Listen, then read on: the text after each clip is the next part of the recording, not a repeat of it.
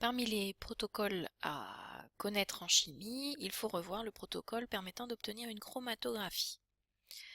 Alors, première chose, petite définition, la chromatographie est une technique de séparation et d'identification d'espèces contenues dans un mélange homogène. Donc on peut à la fois différencier les différents composants d'un mélange, et puis si on ajoute en plus sur cette chromatographie une référence, par comparaison, on va pouvoir identifier une espèce chimique. Donc première chose, verser dans la cuve à élution environ 1 cm d'éluant et refermer la cuve avec le couvercle. Bien souvent, c'est déjà fait. D'accord? Alors, 1 cm au fond de la cuve, ici, ça c'est la plaque de chromatographie qu'on mettra par-dessus.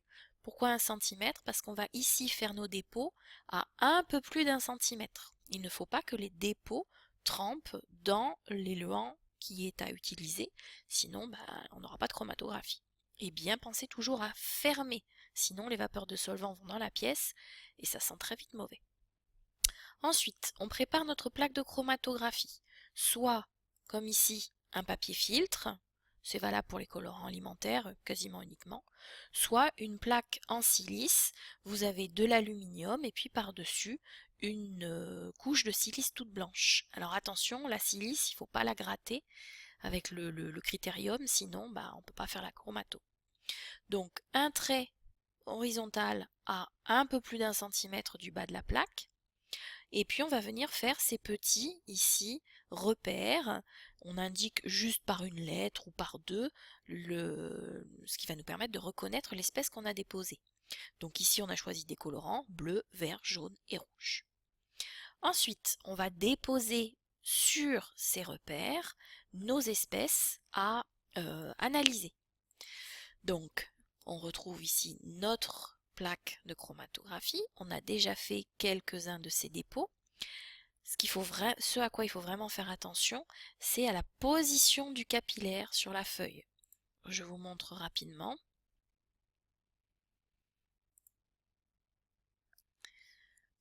Ici, on prend son capillaire qu'on écrase un peu pour qu'il soit un petit peu plus large et on vient déposer bien perpendiculairement à la plaque. Sinon, ça fait des gros pâtés.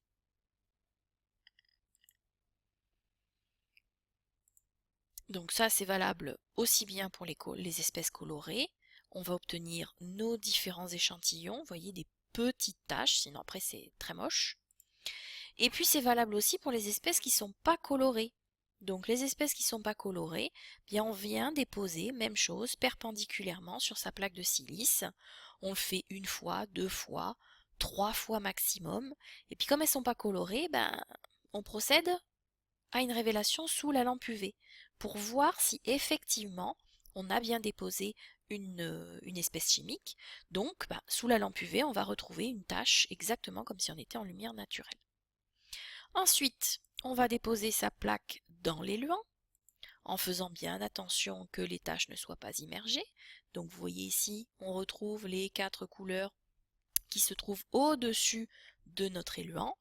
Donc la petite astuce ici, là, quand on a du papier filtre, c'est coincé sur une sur une tige métallique. Même chose, je vous montre. Ici, la tige métallique, le petit papier qui est replié par-dessus, et on fait tremper sans que les colorants trempent dans la solution, et on ferme son bocal. Quand on travaille avec les plaques de chromatographie silice, même chose, mais souvent on n'y met pas les doigts, donc on utilise une pince spéciale. Et on fait tremper, même chose. Dans les deux cas, il faut que la plaque de chromatographie soit la plus verticale possible. On laisse l'éluant grimper à travers la plaque de chromatographie, on laisse les différentes espèces s'étaler et puis se séparer. Et puis on va faire tout ça jusqu'à ce que le solvant arrive en gros à 1 cm du haut de la plaque.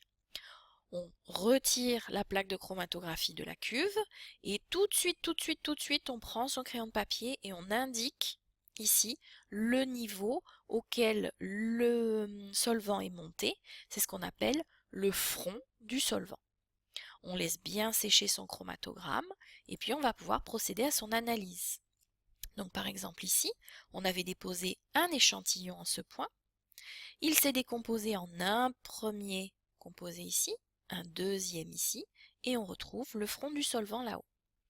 On va calculer ce qu'on appelle les rapports frontaux de ces différentes tâches. Le rapport frontal de cette tâche se calcule comme étant la distance qu'a parcourue cette espèce chimique sur la distance parcourue par le solvant. 17 sur 45 mm, ça fait 0,38. Pas d'unité puisque c'est le rapport de deux longueurs.